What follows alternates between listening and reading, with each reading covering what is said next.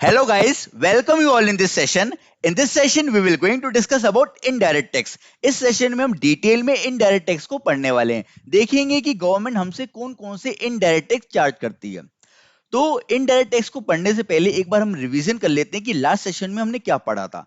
Last session में मैंने आप लोगों को डायरेक्ट टैक्स के बारे में बताया था, जहां मैंने बताया था कि डायरेक्ट टैक्स को जो रेगुलेट करता है, जो उसे एडमिनिस्ट्रेट करता है, वो सीबीडीटी करता है, central board of direct tax. और डायरेक्ट टैक्स के अंतर्गत आपका income tax, corporate tax, MAT, STT, CTT, ये सारे के सारे डायरेक्ट टैक्स आते हैं. और इन सारे डायरेक्ट टैक्स को मैंने डिटेल में लास्ट सेशन में अच्छे से डिस्कस किया था. तो आई होप आप लोगों को डायरेक्ट टैक्स अच्छे से क्लियर हो गया होगा. अब आइए आगे बढ़ते हैं और पढ़ते हैं इनडायरेक्ट टैक्स को. तो इनडायरेक्ट टैक्स को हिंदी में बोलते हैं अप्रत्यक्ष कर. अप्रत्यक्ष कर में क्या होता है, जो कर का बर्डन है वो शिफ्ट हो जाता है.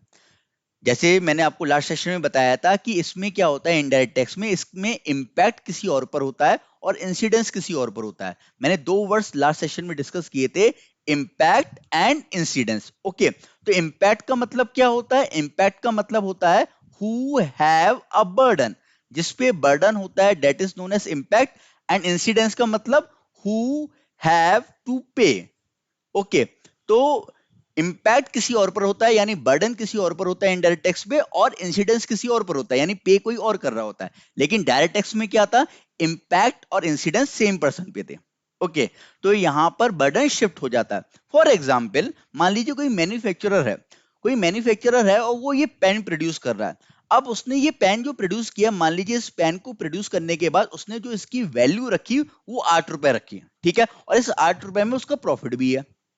अब अगर आप कंट्री में कोई भी चीज मैन्युफैक्चर कर रहे हो, उसे मार्केट में सेल करोगे, तो आपको गवर्नमेंट को इनडायरेक्ट टैक्स पे करना पड़ेगा. ठीक है, गवर्नमेंट आपके ऊपर वो टैक्स लगाएगी. कि आप मार्केट में ये वस्तु बेचोगे तो आपको 2 रुपए टैक्स पे करना. तो वहां पर क्या किया मैन्युफैक्चरर ने कि वो जो पेन था, इस पेन पे 2 रुपए और ऐड कर दिया. तो ये पेन कितने का हो गया? 10 रुपए का हो गया. तो मार्केट में ये जो पेन बिकेगा 10 रुपए का बिकेगा. तो कंज्यूमर इसे खरीदेगा कितने में? 10 रुपए में. तो यानी वो जो 2 रुपए जो टैक्स है जो गवर्नमेंट मैन्युफैक्चरर से वसूल रही थी, वो मैन्युफैक्चरर ने किस पे शिफ्ट कर दिया? कंज्यूमर पे. तो जिसका बर्डन शिफ्ट हो जाए, that is known as indirect tax. Okay, तो I hope you are getting my point कि इनडायरेक्ट टैक्स क्या होता है. और इनडायरेक्ट टैक्स हर कोई पे कर रहा होता है, चाहे वो low level income group person हो, चाहे वो middle level income group person हो, चाहे वो high level income group person हो. हर कोई इनडायरेक्ट टैक्स पे कर रहा होता है. जैसे कि अगर बात करें, मैंने बताया भी था कि इनडायरेक्ट टैक्स जो है वो, अगर हम बोल सकते हैं कि 100% पॉपुलेशन कर रही है. ठीक है, तो यहां पर अगर हम देखें, इनडायरेक्ट टैक्स हर कोई पे कर रहा होता है, चाहे वो गरीब हो, अमीर हो, चाहे वो मध्यम वर्ग हो, हर कोई. क्योंकि जब भी हम कुछ खरीदते हैं अपने कंजम्पशन के लिए, कोई भी वस्तु अगर आप अपने कंजम्पशन के लिए मार्केट में खरीदोगे, मार्केट से खरीदोगे, तो वहां पे लिखा रहता है इंक्लूसिव ऑल द टैक्सेस लिखा रहता है. तो वहां से जब आप कोई वस्तु खरीद रहे होते हो, तो आप टैक्स भी पे कर रहे होते हो, और वो हर कोई पे कर रहा होता है. ठीक है, तो इनडायरेक्ट टैक्स हर कोई पे करता है. अब दूसरा क्वेश्चन ये बनता है कि इनडायरेक्ट टैक्स को एडमिनिस्ट्रेट कौन करता है. जैसे कि डायरेक्ट टैक्स को एडमिनिस्ट्रेट करने के लिए सीबीडीटी है, इसी तरीके से इनडायरेक्ट टैक्स को एडमिनिस्ट्रेट करने के लिए सीबीईसी है, central board of excise and custom. ठीक है, अब हम देख लेते हैं कि कंट्री में इनडायरेक्ट टैक्स कौन सा लगता है. तो इस समय जो कंट्री में इनडायरेक्ट टैक्स लग रहा है, that is GST, goods and service tax. आप इस नाम से भली भांति परिचित होंगे, क्योंकि जब हम अब कोई सामान लेने जाते हैं तो हमें जो बिल मिल रहा होता है उसमें जीएसटी लिखा होता है. तो आई होप आप लोगों ने देखा होगा. तो अभी जो कंट्री में इनडायरेक्ट टैक्स लग रहा है, that is GST, goods and service tax. One nation one tax, it is a uniform tax in a country. यानी पूरे ऑल ओवर द कंट्री में आपको एक ही टैक्स मिलेगा हर एक वस्तु पे. जैसे फॉर एग्जांपल, ये पेन अगर यूपी में 10 रुपए का है, तो कर्नाटक में भी 10 रुपए का मिलेगा, क्योंकि इसमें जो टैक्स यूपी जो टैक्स अगर मान लो कलेक्ट कर रही है इसमें 2 रुपए, तो कर्नाटक भी 2 रुपए कर रही होगी. ठीक है, तो पूरे ऑल ओवर द कंट्री में क्या है, one nation one tax policy चल रही है. और ये जीएसटी को जो लागू किया गया था कंट्री में, वो 1 जुलाई 2017 को किया गया था. ठीक है, on 1 July 2017 GST was introduced in India, and on 1 July every year GST day is celebrated. हर साल जीएसटी डे 1 जुलाई को सेलिब्रेट किया जाता है, क्योंकि 1 जुलाई को जीएसटी भारत में लागू हुआ था. तो ये मैंने क्या बताया, वन नेशन वन टैक्स है, यूनिफॉर्म टैक्सेशन है, पूरे कंट्री में सिर्फ एक टैक्स लगता है, और इसका जो कलेक्शन है वो एक ही एक ही बॉडी कर रही होती है, यानी एक ही को अथॉरिटी दी गई है इसके कलेक्शन की, और वो है सेंट्रल गवर्नमेंट। पहले क्या होता था इनडायरेक्ट टैक्सेस में, पहले जो इनडायरेक्ट टैक्सेस थे उसमें कुछ टैक्सेस सेंट्रल के होते थे, सेंट्रल गवर्नमेंट के होते थे, और कुछ टैक्सेस स्टेट गवर्नमेंट के होते थे। यानी अगर आप कोई वस्तु खरीद रहे हो, मान लीजिए दो रुपए में टैक्स बोल रहा था कि पेन पे 2 रुपए टैक्स लग रहा है, इस 2 रुपए में सेंट्रल का भी टैक्स इंक्लूडेड है और स्टेट का भी टैक्स इंक्लूडेड है, यानी सेंट्रल का भी परसेंटेज इंक्लूडेड है और स्टेट का भी इंक्लूडेड है। तो अगर बात करें, पहले क्या होता था, सेंट्रल अपना अलग टैक्स लगाती थी, स्टेट अपना अलग टैक्स लगाती थी। लेकिन अब क्या होता है, जो भी इसके परसेंटेज है वो सेंट्रल ही डिसाइड कर रही होती है, और सेंट्रल के पास ही सारा कलेक्शन जा रहा होता है, सारा कलेक्शन सेंट्रल के पास जा रहा होता है। इस तरीके से जीएसटी फॉर्मेट को बनाया गया है कि वन नेशन वन टैक्स में सेंट्रल के पास ही सारा कलेक्शन जाएगा, फिर सेंट्रल डिस्ट्रीब्यूट कर देगा स्टेट को। ये जो जीएसटी की एक जर्नी है पूरी पूरी, जो मैं अभी आगे आपके साथ डिस्कस करूंगा कि किस तरीके से स्टेट गवर्नमेंट इसमें इन्वॉल्व हुई, या स्टेट गवर्नमेंट इसमें अगर बात करें एग्री कर गई किस तरीके से। ठीक है, क्योंकि स्टेट का भी इसमें परसेंटेज था, स्टेट को भी रेवेन्यू मिलता था इनडायरेक्ट टैक्स से। अब सारा का सारा रेवेन्यू कौन कलेक्ट कर रही है, सेंट्रल, बट स्टेट को डिस्ट्रीब्यूट कर देती है जीएसटी के तहत। ये जीएसटी के बिल में या उसके एक्ट में लिखा हुआ है। तो अभी आगे हम जीएसटी के बारे में और फर्दर डिटेल में डिस्कस करेंगे, लेकिन पहले मैं आपके साथ ये डिस्कस करना चाहूंगा कि आखिर जीएसटी को लाया क्यों गया। जीएसटी को लाने का जो कारण था वो ये था कि क्योंकि पहले जो इनडायरेक्ट टैक्स था उसमें बहुत सारे फ्लॉस थे, बहुत सारी कमियां थी। कमियां यही कि सेंट्रल अपना अलग टैक्स लगा रही है, स्टेट अपना अलग टैक्स लगा रही है। तो ये क्या होता था, टैक्स ऑन टैक्स, इसे हम बोलते थे टैक्स ऑन टैक्स। तो टैक्स ऑन टैक्स की वजह से जो वस्तु है वो और महंगी हो जाती थी, और टैक्स ऑन टैक्स में क्या होता था, परसेंटेज के बेसिस पे लगता था। फॉर एग्जाम्पल मान लीजिए सेंट्रल ने अपना 5% लगाया, स्टेट ने अपना 10% लगा दिया, तो पांच पहले 100 रुपए में 5% अलग लगेगा, फिर वे जो टोटल वैल्यू हो रही है उस पर 10% अलग लगेगा। तो टैक्स ऑन टैक्स की वजह से जो वस्तु और महंगी हो जाती थी। जैसे कि मैंने बताया कि कोई 100 रुपए का गुड है, उसमें 5% लगा, अब 5% का वो 105 की हो गई, अब उसमें 10% और लग गया, तो 10% 105 पे लग रहा। तो टैक्स ऑन टैक्स की वजह से वो वस्तु काफी महंगी हो जाती थी। ठीक है, ये जो टैक्स ऑन टैक्स वाला जो सिस्टम था ना, ये बहुत ही ज्यादा एक तरीके से बर्डन वाला सिस्टम था। इसमें क्या होता था, इसमें अगर हम देखें, इसे हम बोलते थे cascading effect of tax. Tax on tax को बोलते हैं कास्केडिंग इफेक्ट ऑफ टैक्स।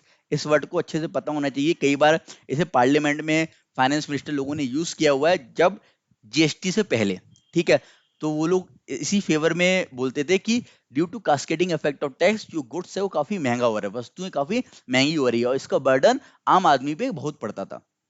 ठीक है, तो कास्केडिंग इफेक्ट ऑफ टैक्स की वजह से महंगाई भी बहुत आती थी। ठीक है, महंगाई का जो एक कारण हमें दिखता था वस्तुएं महंगी होने का, वो टैक्स ऑन टैक्स की वजह से हमें वस्तुएं काफी ज्यादा महंगी दिखती थी। तो एक तो ये कारण था। दूसरा कारण ये था कि आप कोई पर्टिकुलर वस्तु है, वो वस्तु मान लीजिए पेन है, ये पेन यूपी में 10 रुपए का है, कर्नाटक में 15 रुपए का है। क्यों? क्योंकि यूपी 2 रुपए चार्ज कर रहा है, कर्नाटक 5 रुपए चार्ज कर रहा है इसी पेन पे। तो पर्टिकुलर कोई गुड है, उस पर्टिकुलर गुड पे हर एक स्टेट अपना अलग अलग टैक्स चार्ज करती थी। तो वही बात है कि आपको पूरी कंट्री में वही गुड अलग अलग रेट पे मिल रहा होता है। तो यानी कंट्री एक है, बस कंट्री के अंदर भी आप देख रहे हो अलग अलग रेट पे आपको वस्तु मिल रही है। तो एक कंट्री का होने का मतलब क्या हुआ? तो वही बात है कि एक यूनियन दिखे, एक यूनिफॉर्म, एक एक कंट्री को यूनिटी दिखे। तो इस वजह से यहाँ पर अगर बात करें, एक तो ये कास्केडिंग इफेक्ट, ऊपर से ये जो अलग अलग प्राइजेस रहते थे हर एक वस्तु के डिफरेंट डिफरेंट स्टेट में, उससे की वजह से, उन सारी चीजों की वजह से यहाँ पे एक यूनिफॉर्म टैक्सेशन सिस्टम लागू किया गया। और ये जो जीएसटी ऐसा नहीं है कि भारत में पहली बार लागू हुआ है, हमारे से पहले, इंडिया से पहले 160 कंट्रियों में जीएसटी लागू हो चुका है। यानी 160 कंट्रियों ने जीएसटी को अपनी कंट्री में लागू किया, और उनकी कंट्री में जीएसटी लगने से बेनिफिट हुआ, लोगों को भी आसानी हुई, महंगाई कम हुई, और जीडीपी में बढ़ोतरी हुई। ठीक है, तो अगर हम देखें, इंडिया 161वीं कंट्री है जहां जीएसटी लगा। हमसे पहले पाकिस्तान में भी जीएसटी लग चुका था। और सबसे पहले जो जीएसटी लगा, सबसे पहले जिस कंट्री ने जीएसटी इंट्रोड्यूस किया था अपनी कंट्री में, ये क्वेश्चन पूछा भी जाता सबसे पहले किस कंट्री में लगा, तो सबसे पहले जो जीएसटी लगा वो फ्रांस में लगा था। फ्रांस ने सबसे पहले 1954 के टाइम पर ही जीएसटी लगा दिया था। ठीक है, और फिर इसी स्ट्रक्चर को ऑल ओवर द वर्ल्ड में बहुत सारी कंट्रियों ने फॉलो किया, और अब हमने जाके फॉलो किया। ठीक है, स्टार्टिंग में ऑब्वियसली बात है, जीएसटी लगने से बहुत सारी कंट्रियों के, देखो बोला भी आता है कि कोई नया चेंज आता है स्ट्रक्चर में, सिस्टम में, तो वहां पे डाउनफॉल जाता है, लेकिन फिर डाउनफॉल के बाद अपवर्ड भी होता है। तो जीएसटी लगने से इंडिया की इकोनॉमी में थोड़ा डाउनफॉल देखने को मिला था, बट वो लॉन्ग टर्म के लिए एक बहुत अच्छा, अगर बात करें, एक सिस्टम है जीएसटी, जिसे पूरे ऑल ओवर द वर्ल्ड की कंट्री फॉलो कर रही हैं। तो आई होप ये बात क्लियर हो रही होगी कि ये सारे फ्लॉस थे पिछले वाले टैक्स सिस्टम में, इनडायरेक्ट टैक्स के, जिस वजह से जीएसटी को इंट्रोड्यूस किया गया। अभी हम जीएसटी के बारे में और बातें करेंगे और अच्छे से समझेंगे, लेकिन जीएसटी को फर्दर समझने से पहले हमें यह समझना होगा कि पहले कौन कौन से इनडायरेक्ट टैक्सेस थे जो लगते थे। पहले कौन से इनडायरेक्ट टैक्सेस थे जो लगते थे, कौन से इनडायरेक्ट टैक्स स्टेट लगाता था, कौन से इनडायरेक्ट टैक्स सेंट्रल लगाता था। अब आप बोलोगे सर उसे क्यों समझना है जब वो लगते नहीं है। एक्चुअली उसे इसलिए समझना है क्योंकि अभी भी कुछ वस्तुएं हैं जिसमें पुराने वाले इनडायरेक्ट टैक्स लग रहे हैं, जैसे कि लिकर, शराब, ठीक है ना, अल्कोहल पे अभी भी अगर बात करें वो पुराना वाला इनडायरेक्ट टैक्स लग रहा है। या पेट्रोलियम प्रोडक्ट, उसमें भी अगर बात की पुराना वाला टैक्सेशन सिस्टम लग रहा है। तो हमें पता होना चाहिए कि पुराना वाला टैक्सेशन सिस्टम क्या था, और कौन सा टैक्स सेंट्रल कलेक्ट करती थी, कौन सा टैक्स स्टेट कलेक्ट करता था, वो सारी चीजें हमें पता होनी चाहिए। तो आइए देखते हैं कि कौन कौन से टैक्स पहले लगते थे और उन सारे टैक्सेस को मर्ज करके एक टैक्स बनाया गया। ठीक है, तो देख लेते हैं जीएसटी में कौन कौन से पुराने टैक्स मर्ज हुए हैं और वो कौन कौन से टैक्स थे। तो पहले एक था आपका, एक तो वैट, वैल्यू एडेड टैक्स, दूसरा सीएसटी, सेंट्रल सेल टैक्स, तीसरा service tax, fourth excise duty, fifth octroi duty, फिर कस्टम ड्यूटी। तो ये जो सारे टैक्सेस थे ये पहले लगा करते थे। ठीक है, पहले ये सारे इनडायरेक्ट टैक्सेस लगा करते थे। इसमें थे कुछ सेंट्रल लगाती थी, कुछ स्टेट लगाती थी, और इन सारे टैक्सेस को मर्ज करके आपका जीएसटी इंट्रोड्यूस किया गया, यानी जीएसटी में ये सारे टैक्सेस मर्ज रहते हैं। ठीक है, तो जीएसटी के जो भी परसेंटेज डिसाइड किए जाते हैं किसी भी वस्तु पे, उस वस्तु पे ये सारे टैक्सेस मर्ज होके वो जीएसटी लगता है। ठीक है, I hope you are getting my point. तो इन सारे टैक्सेस को खत्म नहीं किया गया, एक तरीके से मर्ज कर दिया गया। तो आइए देख लेते हैं कि ये टैक्सेस जो हैं इसमें से कौन सेंट्रल लगाती थी, कौन स्टेट लगाती थी, और क्या क्या ये टैक्स हुआ करते थे, कैसे कैसे कहाँ कहाँ ये टैक्स कलेक्ट किया करते थे। तो ये एक मैंने डायग्राम यहाँ पर आपके लिए लेके आया हूँ, जहाँ पर ये जो स्क्वायर में, जो स्क्वायर वाला डायग्राम है, इसमें जितने भी जो टैक्स दिए गए हैं ये सारे के सारे सेंट्रल कलेक्ट करती थी, और ये जो सर्कल वाला डायग्राम है इसमें जितने भी जो टैक्स दिए गए हैं ये आपके स्टेट गवर्नमेंट कलेक्ट करती थी। तो आइए पहले हम देख लेते हैं कि सेंट्रल गवर्नमेंट कौन कौन से टैक्स कलेक्ट करती थी। तो सेंट्रल गवर्नमेंट आपका कस्टम ड्यूटी कलेक्ट करती थी। अब कस्टम ड्यूटी क्या होता है? कस्टम ड्यूटी जो लगता है वो इंपोर्ट एंड एक्सपोर्ट पे लगता है। किस पे लगता है? इंपोर्ट एंड एक्सपोर्ट पे। तो अगर आप कोई भी वस्तु आयात या निर्यात कर रहे हो, ठीक है, यानी इंपोर्ट और एक्सपोर्ट कर रहे हो, उस पर टैक्स लगता है। और जो भी वस्तु आप इंपोर्ट और एक्सपोर्ट कर रहे हो उस पर जो टैक्स लग रहा होता है उसे हम टैरिफ बोलते हैं। क्या बोलते हैं? टैरिफ। ये कई बार आपको न्यूज में देखने को मिल सकता है। कई बार जब हम इंटरनेशनल न्यूज पढ़ रहे होते हैं, इंपोर्ट एक्सपोर्ट की न्यूज पढ़ रहे होते हैं, वहां पे टैरिफ वर्ड लिखा होता है कि tariff has been impose, tariff has been increase, ये सारी चीजें लिखी होती हैं। तो टैरिफ का मतलब टैक्स, और टैक्स इस पे इंपोर्ट एंड एक्सपोर्ट पे। तो जो टैक्स या जो टैरिफ इंपोर्ट और एक्सपोर्ट पे कलेक्ट किया जा रहा होता है उसे हम कस्टम ड्यूटी बोलते हैं, and that is collected by central government. Okay, then अगला हम देख लेते हैं, अगला है एक्साइज ड्यूटी। तो एक्साइज ड्यूटी किस पे लगता है? एक्साइज ड्यूटी लगता है मैन्युफैक्चरिंग गुड्स पे। अगर आप कंट्री में कोई भी वस्तु मैन्युफैक्चर कर रहे हो, कुछ भी मैन्युफैक्चर कर रहे हो, चाहे वो पेन मैन्युफैक्चर कर रहे हो, चाहे वो शर्ट मैन्युफैक्चर कर रहे हो, चाहे वो मोबाइल मैन्युफैक्चर कर रहे हो, चाहे लैपटॉप मैन्युफैक्चर कर रहे हो, चाहे वो फैन मैन्युफैक्चर कर रहे हो, चाहे वो बल्ब मैन्युफैक्चर कर रहे हो, एक्स वाई जेड कुछ भी मैन्युफैक्चर कर रहे हो, कोई भी वस्तु मैन्युफैक्चर अगर हो रही है, उस मैन्युफैक्चरिंग पर एक टैक्स लगता है, that is known as excise duty.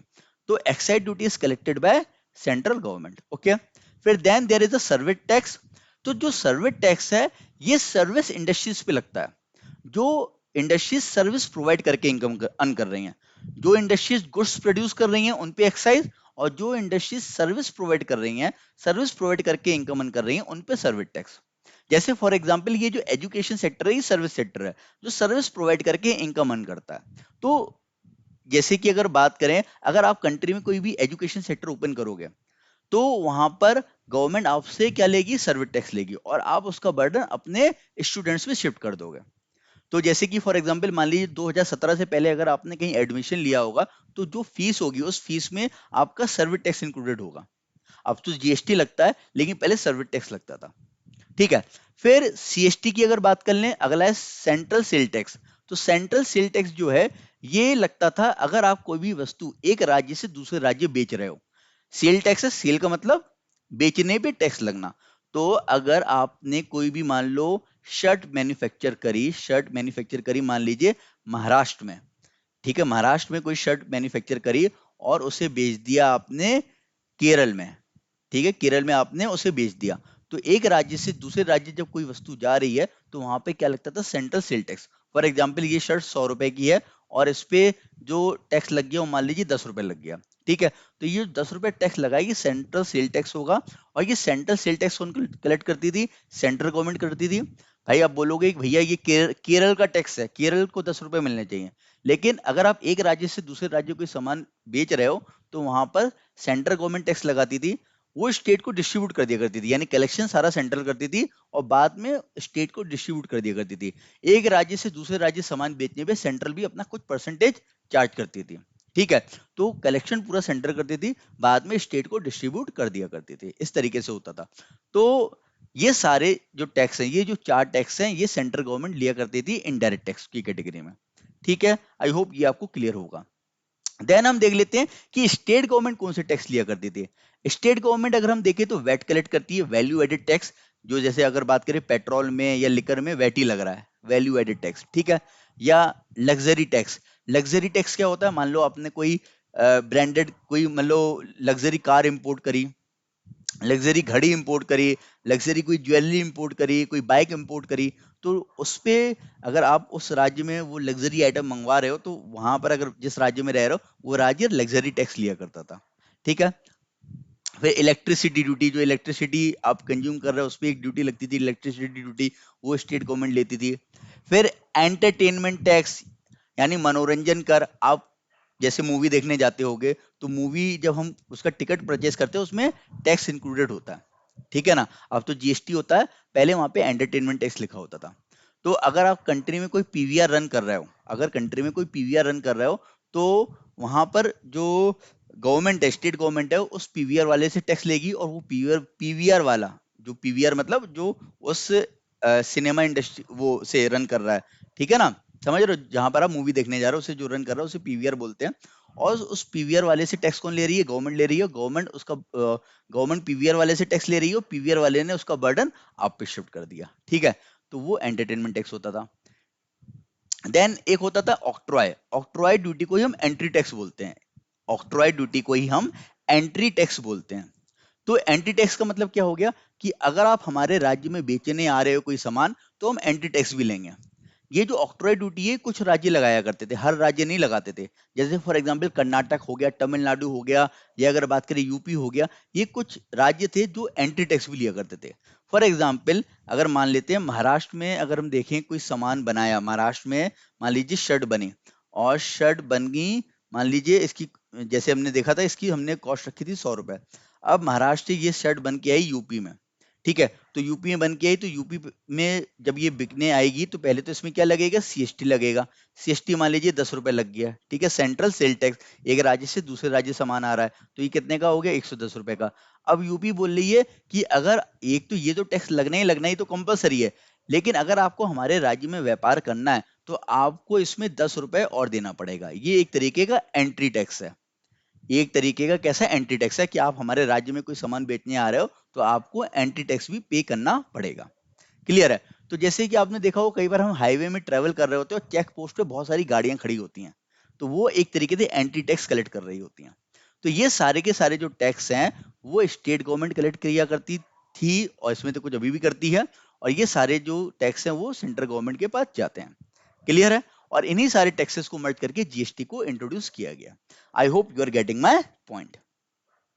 Then कौन से गुड्स हैं जिसमें अगर देखें जीएसटी नहीं लग रहा है, तो पेट्रोलियम क्रूड जैसे कि मैंने बताया, high speed diesel, motor spirit यानी कॉमनली नोन एज पेट्रोल पे जीएसटी नहीं लग रहा है, natural gas, aviation turbine fuel and alcoholic liquor for human consumption, ठीक है।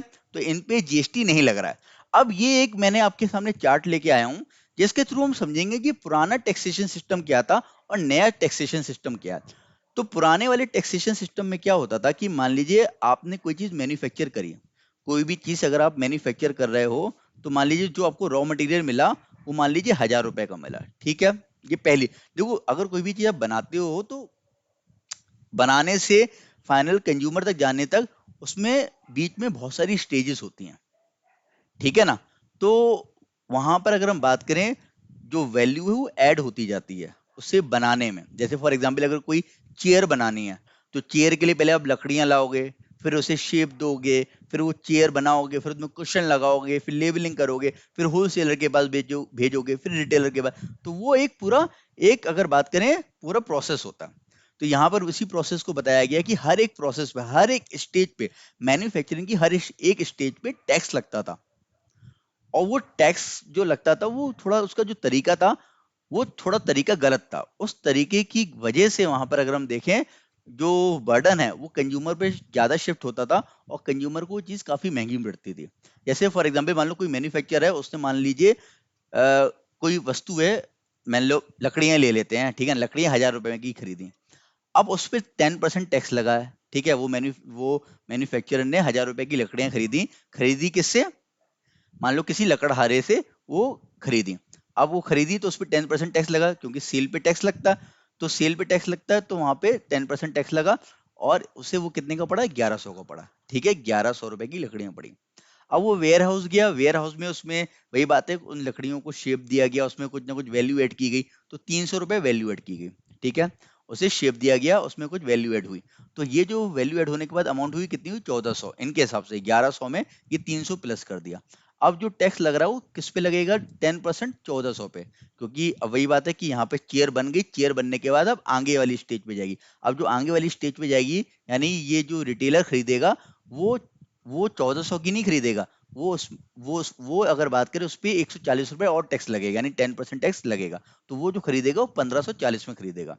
अब रिटेलर ने 500 रुपए उसकी एडवर्टाइजमेंट में लगा दिया उस चेयर के, तो वो अगर बात करें उसकी कॉस्ट कितनी होगी? 2,040 कॉस्ट हो गई। अब ये जो कंज्यूमर को पे करेगा वो 10% टैक्स लगा के पे करेगा, तो 204 रुपए ये लग गए, तो कंज्यूमर को कितनी पड़ी? 2,244 की वो चेयर पड़ी, ठीक है। एक हमने एग्जाम्पल ले लिया चेयर का। तो ये देखो ये क्या था, the tax liability was pass on at every stage of the transaction and final liability come to a rest with the customer. This condition is known as cascading effect of taxes and the value of the item keeps increasing every time this happen. देखो यहाँ पर ये बोल रहे हैं कि ये, इसमें क्या हो रहा है? टैक्स ऑन टैक्स हो रहा है। टैक्स ऑन टैक्स कैसे? कि ये जो 1,100 रुपए है, ये 1,100 में अगर हम देखें तो 100 रुपए क्या टैक्स के हैं। अब 100 रुपए जो टैक्स के हैं, इसमें 300 रुपए ऐड किए, 1,400 हो गए। अब 1,400 में क्या लग रहा है? 10% लग रहा है। तो 10% जो लग रहा है वो अगर हम बात करें, इसमें टैक्स की वैल्यू भी इंक्लूडेड है। इसमें 100 रुपए क्या, टैक्स की वैल्यू भी इंक्लूडेड है। यानी हम बोल सकते हैं ये 1,300 रुपए है और 100 रुपए ये, यानी 1,300 पे 10% अलग लग रहा है और 100 रुपए पे 10% अलग लग रहा है, ठीक है, समझ रहे हो। तो वहां पे अगर बात करें, टैक्स ऑन टैक्स की वजह से ये जो टैक्स का परसेंटेज है वो ज्यादा लग रहा है, ठीक है। अब यहाँ पे 1,540 का हो गया। अब 1,540 का हो गया तो 500 ऐड किया तो 2,040 होगा। अब यहाँ पे 2,040 पे क्या लग रहा है? 10%। अब ये 2,040 की वैल्यू पे अगर हम देखें तो ये वाला टैक्स भी इंक्लूडेड है और ये वाला टैक्स भी इंक्लूडेड है, ठीक है ना। तो I hope you are getting my point कि यहाँ पर क्या हो रहा है कि डबल टैक्स वहां पे इंक्लूडेड है, जिसकी वजह से वहां पर क्या हो रहा है? चीजें काफी महंगी हो रही है। अब नए सिस्टम को देखते हैं तो आपको समझ में आ जाएगा कि पुराने वाले में क्या कमियां थी। देखो, मैन्युफैक्चरर ने क्या किया, अब नए वाले में क्या होता है कि मैन्युफैक्चरर ने अगर 1,000 रुपए में खरीदा, उस पर 10% टैक्स लगा, तो वो 1,100 का हो गया, ठीक है। अब वो जब अगली स्टेज पे जाएगा तो अगली स्टेज में ये जो 100 रुपए है ना, ये वाले टैक्स वाले, इसे ऐड नहीं करेंगे। ये जो 1,000 रुपए कॉस्ट है, कॉस्ट में ये जो 300 रुपए उन्होंने ऐड किए थे वो ऐड करेंगे। यानी यहाँ पर जो टैक्स लगाया जाएगा वो, ये जो 100 रुपए वाली जो टैक्स लायबिलिटी थी, इस पे नहीं लगाया जाएगा। किस पे लगाया जाएगा? जो वैल्यू ऐड हुई है, ठीक है, जो वैल्यू ऐड हुई है। आप लोगों ने वैट के बारे में तो सुना होगा, वैल्यू एडेड टैक्स, जैसे भी मैंने बताया। तो वैल्यू एडेड टैक्स में क्या होता है कि जितनी वैल्यू ऐड हो रही है उस पर टैक्स लगता है, और इसी फॉर्मेट में जीएसटी भी है, ठीक है। तो वैट का जैसे परसेंटेज कैलकुलेट किया जाता था, वैसे जीएसटी किया जाता है। वैट के साथ पहले और भी बहुत सारे टैक्सेस लग जाया करते थे, इस वजह से वैट के साथ भी चीजें महंगी हो जाया करती थी। लेकिन अब वो सारे के सारे जो टैक्सेस से मर्ज कर दिए गए और उसे जीएसटी बोला जाता है। और जीएसटी भी उसी तरीके से लगता है जैसे वैट लगता था। तो वैट किस पे लगता था? वैल्यू एडेड टैक्स, यानी ये जो वैल्यू ऐड हुई है मैन्युफैक्चरिंग की स्टेज पे 300 रुपए, इस पे टैक्स लगेगा। तो ये देखो कितना, 300 रुपए जो ऐड हुई है उस पे 10% लगेगा। तो उस पे जो 10% लगेगा कितना हो गया? 30 रुपए। ठीक है। अब अगली स्टेज पे कितना ऐड हुआ? 500। ठीक है। तो टोटल कितनी होगी? 1800। और जो अब टेस्ट, जो अगला जो टैक्स लगेगा वो वैल्यू एडेड पे लगेगा, ना कि टोटल वैल्यू पे, यानी इस पे नहीं लगेगा। ठीक है ना, यानी जो टोटल वैल्यू उस पे ना लग के जितनी वैल्यू ऐड हो रही है उस पे लगेगा। तो देखो इस पे 10% अगर लगेगा तो कितना हो रहा है? 50 रुपए। ठीक है। तो आप इस बात को समझो कि यहाँ पे जितनी वैल्यू ऐड हो रही है उस पे टैक्स लग रहा है, और इसी तरीके से जीएसटी भी लगता है। ठीक है। और यहाँ पे अगर हम देखें तो क्या हो रहा है, कितना कितना लगा, कितना हुआ टोटल? 180। पहले ये कितना हो रहा था? 444 हो रहा था। अगर इस तरीके से टैक्स लग रहा था सेम चीज, same stages, same value add करने पे, तो पहले 444 रुपए आप टैक्स पे कर रहे थे, अब आप 180 रुपए टैक्स पे कर रहे हो। तो अब आपको 1980 का पड़ रहा है, पहले 2244 का पड़ता था। I hope you are getting my point. तो यहाँ पर अगर बात करें, ये जो टैक्स वाली लायबिलिटी है, यानी ये जो 100 रुपए ये ऐड नहीं किया। ठीक है। और फिर बाद में फर्दर ये अगर बात करें कैरी फॉरवर्ड नहीं किया, जैसे इसमें क्या हो रहा था कि इसमें ये देखो इसमें क्या हो रहा था कि ये यहाँ पर ऐड हो रहे थे 100 रुपए, ये 1100 में ही 300 ऐड हो रहा था। तो ये 1400 में जो टैक्स लग रहा था, तो 1400 के अंदर अगर हम देखें तो पुराना वाला टैक्स भी था और नए वाले अमाउंट पे भी लग रहा था। तो दो बार अगर हम बात करें टैक्स ऑन टैक्स की वजह से वो चीजें महंगी हो रही थी। और इसमें ऐसा नहीं हो रहा है, इसमें क्या हो रहा है, जितनी वैल्यू ऐड होगी उतने पर ही टैक्स देना पड़ेगा, ना कि वो टोटल उस तरीके से आपको टैक्स वाली वैल्यू ऐड करके आपको उसमें टैक्स नहीं लगाना है। तो आप एक बार इसे फिर से देख लेना, आपको ये अच्छे से क्लियर हो जाएगा। तो मैंने ये अच्छे से समझा दिया है, इसी तरीके से जीएसटी लगता है। ठीक है। तो एक बार जीएसटी की जर्नी को और देख लेते हैं। तो जीएसटी की अगर हम बात करें, जीएसटी भारत में 1 जुलाई 2017 को लागू हुआ। ठीक है। और ये जो इसका एक्ट है वो 29 मार्च 2017 में पास हो गया था, लेकिन ये जो लागू हुआ था वो 1 जुलाई 2017 से हुआ था। It is an indirect tax which has replace many indirect taxes in India such as excise duty, VAT, service tax, ETC. ठीक है। Officially known as the constitution 101st amendment, ये बोला जाता है ये 101st अमेंडमेंट है इंडियन कॉन्स्टिट्यूशन में। भारतीय संविधान में जीएसटी 101वां अमेंडमेंट है। ये यहाँ पे 2016 लिखा, 2017 होगा। ठीक है। 2017। तो 101st अमेंडमेंट है, 101वां अमेंडमेंट है। जैसे कि फॉर एग्जाम्पल इंडियन कॉन्स्टिट्यूशन में सेंट्रल गवर्नमेंट कौन से टैक्स लेगा, स्टेट गवर्नमेंट कौन से टैक्स लेगा, इसे एक अलग शेड्यूल में डिफाइन किया गया। ठीक है ना। आप जब इंडियन कॉन्स्टिट्यूशन पढ़ोगे तो में 7 शेड्यूल है। 7 शेड्यूल में क्या होता है, वहां पे डिस्क्राइब की गई है कि सेंट्रल की क्या पावर है, स्टेट की क्या पावर है, सेंट्रल कौन से टैक्स लेगा, स्टेट कौन से टैक्स लेगा। तो वही बात है कि वहां पर क्या करने थे, चेंजेस करने थे। अब सारा कलेक्शन कौन करेगा, सेंट्रल करेगा। और इस चीज को कॉन्स्टिट्यूशन में भी लिखना था, एक संवैधानिक रूप देना था, एक लीगल रूप देना था। तो वहां पे कॉन्स्टिट्यूशन में क्या हुआ है कि पहले से ही बहुत सारे अमेंडमेंट हो गए थे। कॉन्स्टिट्यूशन में अगर बात करें, पहले से 100 अमेंडमेंट हो गए थे। अमेंडमेंट का मतलब समझ रहे हो, चेंजेस, कुछ ना कुछ चेंजेस होना उस पर्टिकुलर चीज में। तो कॉन्स्टिट्यूशन में पहले से 100 अमेंडमेंट हो चुके थे। तो 101 अमेंडमेंट जो बना वो जीएसटी बना। ठीक है। तो जीएसटी 101 अमेंडमेंट बना कॉन्स्टिट्यूशन में। और ये अगर बात करें वहां पर 2017 में इंट्रोड्यूस किया गया। ठीक है। This amendment introduce a national GST in India from 1 July 2017। It was introduce at the 122nd amendment bill of the constitution in India in 2014। अब इस बात को भी समझिए। इस बात को समझना है तो इस बात का मतलब ये है, ये बोल रहा है कि ये कौन सा बिल था, ये 122nd अमेंडमेंट जीएसटी बिल था। ये 122nd अमेंडमेंट जीएसटी बिल था 2014। इसका मतलब क्या हुआ, देखो हम थोड़ा जीएसटी की जर्नी समझते हैं। जीएसटी की जर्नी कुछ ऐसे स्टार्ट हुई थी इंडिया में सन 2000 में। सन 2000 में अटल बिहारी वाजपेयी जी ने बोला था कि भारत में one nation one tax policy होनी चाहिए, क्योंकि इंडिया से पहले बहुत सारे देशों में जीएसटी लग चुका था। ठीक है। और इंडिया में भी जीएसटी लगना जरूरी था, क्योंकि वही बात है कि जो पुराने टैक्सेशन सिस्टम की वजह से बहुत ज्यादा क्या होती थी, बहुत ज्यादा महंगाई होती थी, या बहुत ज्यादा टैक्स की वजह से, कास्केडिंग इफेक्ट ऑफ टैक्स की वजह से बर्डन बहुत ज्यादा बढ़ता था। तो सन 2000 में जो प्रधानमंत्री उस समय के थे अटल बिहारी वाजपेयी, उन्होंने बोला था कि कंट्री में one nation one tax policy होनी चाहिए। बट उस समय नहीं हो पाया कुछ आगे। फिर आगे जाके 2006 में पी चिदम्बरम जी ने उस समय जो कांग्रेस की गवर्नमेंट थी, उस समय उन्होंने बोला था कि हम क्या करेंगे, कंट्री में जीएसटी लागू करेंगे और कंट्री में जो जीएसटी लागू कर देंगे वो सन 2010 तक कर देंगे, ये उन्होंने बोला था।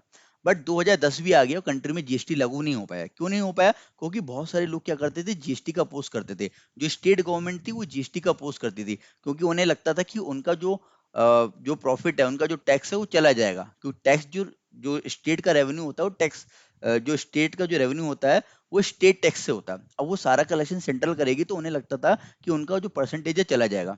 तो वहां पर उन्हें अगर बात करें भरोसा नहीं होता था, तो वो अपोज करते थे। फिर बाद में अगर बात करें, 2010 भी निकल गया, बिल नहीं लागू हो पाया। फिर 2011 12 13 डिस्कशन होता रहा, लेकिन वो बिल पास नहीं हो पाया। फिर जब 2014 में बीजेपी रूल में आई, तो उसने सबसे पहले ये बोला कि हम कंट्री में जीएसटी लागू करेंगे। तो वहां पर उन्होंने जीएसटी बिल प्रस्तुत किया और जीएसटी का ये 122nd अमेंडमेंट था। यानी उस जीएसटी बिल में ये 122वां चेंज था। मान लीजिए 2006 से जब पी चिदम्बरम जी ने जब अनाउंस किया था, तब से वो बिल प्रस्तुत करना स्टार्ट कर रहे थे। तो जब उन्होंने बिल प्रस्तुत किया तो उसमें ऑब्वियस आता है कि लोग अपोज कर रहे थे, कुछ अपने सुझाव भी दे रहे थे, कुछ कमियां या खामियां भी बता रहे थे। तो सुझाव, कमियां, खामियां, वो सारी चीजों के बेसिस पे उसमें चेंजेस भी हो रहे थे। तो उसमें जीएसटी में पहले ही 121 चेंज हो चुके थे। ठीक है, चेंजेस हो चुके थे। तो वहां पर जब बीजेपी गवर्नमेंट ने अपना बिल प्रस्तुत किया, तो वहां पर वो उन्होंने 122वां चेंज वहां पर किया। यानी वहां पर उन्होंने अमेंडमेंट किया उस बिल में, और वो 122वां अमेंडमेंट था। और उस 122वें अमेंडमेंट बिल को प्रस्तुत किया गया लोकसभा में। और इस बार ये 2014 में लोकसभा से पास हो गया, बहुमत थी भैया, बहुमत थी, और ये पास हो गया। गया राज्यसभा में, राज्यसभा में 2016 में पास हो गया। फिर बाद में ये 15 राज्यों में गया, 15 स्टेट्स में गया। और 15 स्टेट से पास होने के बाद ये प्रेसिडेंट के पास गया, और प्रेसिडेंट ने इसे क्या कर दिया, वहां पर जब मंजूरी दे दी, तो ये एज अ जीएसटी एक्ट लागू हो गया 2017 में। क्लियर है? तो ये इसकी जर्नी थी। और ये आपको पता होना चाहिए कि कौन सा अमेंडमेंट बिल प्रस्तुत किया था। तो 122nd अमेंडमेंट जीएसटी बिल प्रस्तुत किया था। कॉन्स्टिट्यूशन में कौन से नंबर का अमेंडमेंट है जीएसटी? तो 101st या 101 कॉन्स्टिट्यूशन अमेंडमेंट है जीएसटी। ओके, तो I hope you are getting my point. फिर concurrent jurisdiction for levy and collection of GST by the centre and state in article 246 A. तो article 246 A, constitution के article 246 A में describe किया गया है कि central और स्टेट के पास जीएसटी का कलेक्शन इक्वली होगा। ठीक है।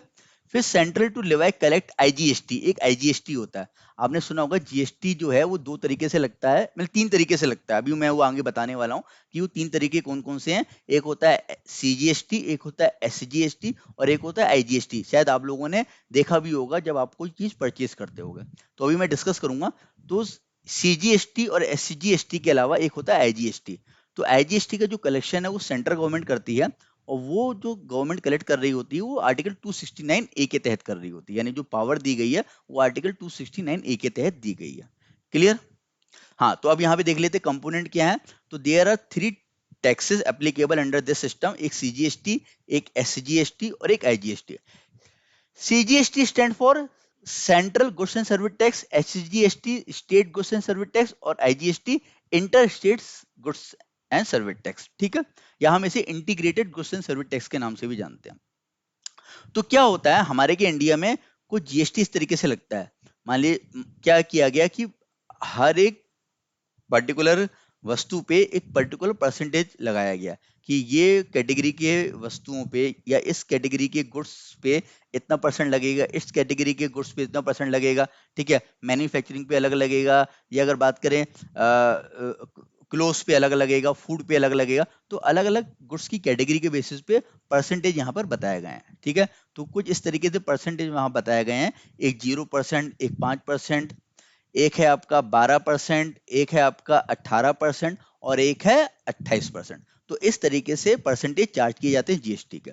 तो यहाँ पर क्या है, ये 0% किस पे लग रहा है? 0% लग रहा है कुछ इंफीरियर गुड्स पे। ठीक है, कुछ इंफीरियर गुड्स हैं, वस्तुएं, उन पे लग रहा है। और ये 0% का मतलब ये हुआ कि आगे जाके वो बढ़ा भी सकते हैं, 2%, 3% कुछ भी कर सकते हैं। अभी 0% है। ठीक है, तो ये चेंजेस हो सकते हैं, लेकिन अभी यही चलना है। जो सबसे ज्यादा लग रहा है वो कितना लग रहा है? 28% लग रहा है। ठीक है, जो लग्जरी गुड्स होते हैं उनमें 28% लगता है। तो हमारे क्या, अगर कोई भी जीएसटी लग रहा है किसी वस्तु पे, मान लीजिए किसी वस्तु पे अगर मान लो 12% जीएसटी लग रहा है, तो इसका जो डिस्ट्रीब्यूशन होता है वो इक्वली होता है, यानी 6% और 6%। और ये जो इक्वली डिस्ट्रीब्यूशन होता है ये अगर बात करें इस तरीके से डिवाइड होता है, 6% जाएगा सेंट्रल के पास और 6% जाएगा स्टेट के पास। तो अगर ध्यान से सुनिएगा, अगर कोई भी वस्तु किसी राज्य में बन रही है और उसी राज्य में उसे बेचा जा रहा है तो वहां पर सीजीएसटी और एसजीएसटी के फॉर्म में टैक्स चार्ज किया जाता है। फॉर एग्जाम्पल, अगर मैंने मान लीजिए मैं कानपुर में रह रहा हूँ और कानपुर में एक लेदर का मेरा बिजनेस है और मैं बना रहा हूँ बेल्ट, मैंने बेल्ट बनाई और बेच दी लखनऊ में, ठीक है, और उस पर जो टैक्स लगा कितना लगा, 12% लगा। तो वहां पर अगर हम देखें तो जो 12% डिवाइड किया जाएगा वो इक्वल फॉर्मेट में किया जाएगा, सेंट्रल के पास और स्टेट के पास 6-6%, ठीक है। तो अगर आप कोई भी वस्तु बना रहे हो अपने राज्य में और उसे अपने राज्य में बेच रहे हो तो इस तरीके से लगता है। ये इस टैक्सेशन सिस्टम को बोलते हैं dual taxation model, dual taxation model.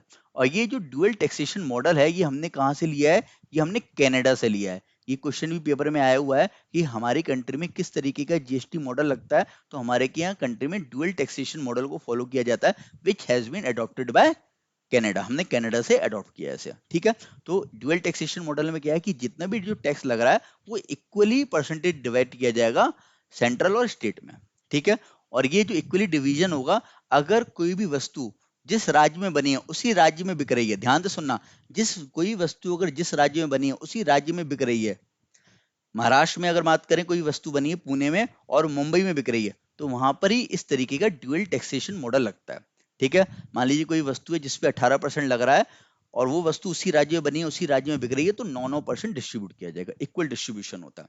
तो देखिए लिखा भी है सीजीएसटी में it is a tax collected by central government on an intra state sale, intra state sale मतलब कि within a state, example a transaction happening within a Maharashtra. Then SGST, it is a tax collected by a state government on an intra-state sale. Example, a transaction happening within Maharashtra, ठीक है। तो अगर बात करें SGST का लग रहा है अगर आपने विद इन अ स्टेट कोई बेचा, मान लो आप कोई सामान किसी यूनियन टेरिटरी, कोई यूनियन टेरिटरी है और उस यूनियन टेरिटरी में सामान बन रहा है उसी यूनियन टेरिटरी में बिक रहा है तो वहां पे एसजीएसटी की जगह यूजीएसटी आ जाएगा, ठीक है। तो आई थिंक ये सीजीएसटी और एसजीएसटी क्लियर होगा। अब आगे बढ़ते हैं और अगला देखते हैं आईजीएसटी। तो आईजीएसटी क्या है, इंटर स्टेट सेल टैक्स इसे बोलते हैं या हम integrated goods and service tax भी बोलते हैं। It is a tax collected by central government for inter state sale. Inter state sale मतलब कि जब कोई सामान आप एक राज्य में बना रहे हो दूसरे राज्य में बेच रहे हो, कोई सामान अगर आप एक राज्य में बना रहे हो दूसरे राज्य में बेच रहे हो तो that is known as intra state sale. जैसे अगर आपने कोई सामान महाराष्ट्र में बनाया और तमिलनाडु में बेचा, क्लियर। तो जैसे सीएसटी लगता था ना, सेंट्रल सेल टैक्स, जो मैंने अभी आपको अभी एक्सप्लेन किया था, उसी तरीके से आईजीएसटी लगता है। और इसका कलेक्शन कौन करती है, पूरा का पूरा सेंट्रल गवर्नमेंट करती है। अगर 12% लग रहा है तो 12% सेंटर के पास जाएगा, 18 लग रहा है तो 18 सेंटर के पास जाएगा, 5 लग रहा है तो 5 सेंटर के पास जाएगा, यानी पूरा पूरा जाता है, इसमें कोई भी डिस्ट्रीब्यूशन नहीं होता। हाँ, कलेक्शन पूरा पूरा सेंटर करती है, बाद में वो स्टेट को डिस्ट्रीब्यूट कर देती है, ठीक है। अब वो वहां पर नहीं डिफाइन किया गया कितना परसेंट डिस्ट्रीब्यूट करती है, बट कलेक्शन सारा सेंटर करेगी और स्टेट को डिस्ट्रीब्यूट कर देगी। तो आई होप ये क्लियर होगा, क्लियर। तो ये हमारे क्या कंट्री में जीएसटी का टैक्सेशन मॉडल है। एक चीज मैं और आपको बताना चाहूंगा कि ये जो परसेंटेज है ना, 0%, 5% या 12%, 18% या 28%, इस तरीके के जो ये परसेंटेज जो डिसाइड कर रहा है वस्तुओं पे, ये कौन करता है, ये जो करता है ये जीएसटी काउंसिल करता है। जब जीएसटी का बिल पास हो गया था तो बिल पास होने के बाद एक जीएसटी काउंसिल बनी थी और बोला जाता है कि जीएसटी काउंसिल में स्टेट के मेंबर भी हैं, सेंट्रल के मेंबर भी हैं, और यहाँ पर अगर बात करें पूरे मेंबरों से मिलकर ही सुझाव लिया जाता है और उसी के बेसिस पे वो टैक्स परसेंटेज चार्ज किए जाते हैं। और जीएसटी काउंसिल के जो हेड होते हैं, बोला जाता है कि फाइनेंस मिनिस्टर होते हैं। कोई भी कंट्री का जो फाइनेंस मिनिस्टर होगा वो जीएसटी काउंसिल का हेड होगा। तो ये आपसे पूछा जा सकता है जीएसटी काउंसिल का हेड कौन होता है, तो फाइनेंस मिनिस्टर होते हैं और जीएसटी काउंसिल ही परसेंटेज डिसाइड करती है। क्लियर है कि किस वस्तु पे कितना परसेंटेज लगेगा। आई होप आप लोगों को ये सारी चीजें क्लियर होंगी। तो यहाँ पर देख लीजिए लिखा भी है कि सीजीएसटी प्लस एसजीएसटी कहाँ लगेगा, अगर sale within a state हो रही है तो वहां पे सीजीएसटी प्लस एसजीएसटी लगेगा, revenue will be shared equally between the centre and the state. पहले वहां पर वैट, सेंट्रल एक्साइज सर्विस इस तरीके से लगता था, लेकिन अब क्या लगता है, इस तरीके से लगता है, ठीक है। और अगर आप सेल एक राज्य से दूसरे राज्य में कर रहे हो तो वहां पे आईजीएसटी लगेगा, और पहले इस तरीके के टैक्स लगते थे, लेकिन अब क्या होता है, आईजीएसटी सिर्फ 1% लगता है। और there will only be one type of tax, central. In case of inter state sales, the centre will then share the IGST revenue based on the destination of goods. तो सेंटर वो share कर देती है tax, जैसे कि मैंने बताया कि महाराष्ट्र से कोई सामान गया तमिलनाडु पे, तो ऑब्वियसली बात है तमिलनाडु को टैक्स मिलना चाहिए। कलेक्शन सेंट्रल करेगी, वो बाद में तमिलनाडु को डिस्ट्रीब्यूट कर देगी। तो ये हमने जीएसटी को काफी डिटेल में समझ लिया है, काफी अच्छे से समझ लिया। जो पॉइंट आपके एग्जामिनेशन के लिए इंपॉर्टेंट है वो सारे पॉइंट हमने यहाँ डिस्कस कर लिए हैं। होप आपको जीएसटी समझ में आ गया होगा, होप आप लोगों को टैक्सेशन सिस्टम समझ में आ गया होगा, वैट समझ में आ गया होगा। मैंने बताया भी है कि जिस तर्ज पे वैट लगता था उसी तर्ज पे क्या लगता है, जीएसटी लगता है, ठीक है। कि जितनी वैल्यू ऐड होती है मैन्युफैक्चरिंग की स्टेज पे, उतनी वैल्यू पे लगाया जाता है। और भी जितने भी टैक्स हैं, सीएसटी है, एक्साइज है, कस्टम है, वो सारी चीजें आई होप आप लोगों को क्लियर हो गई होंगी। तो हमने वो सारी इंपॉर्टेंट डिटेल जो हमें पता होनी चाहिए वो हमने यहाँ पर कवर कर ली है रिगार्डिंग टू इनडायरेक्ट टैक्सेस। अब हम आगे और भी चीजों को देखेंगे। तो आगे हम मिलेंगे अपने नेक्स्ट सेशन में और कंप्लीट करेंगे बजट के कुछ और इंपॉर्टेंट पॉइंट। ठीक है, तो have a good day, thank you.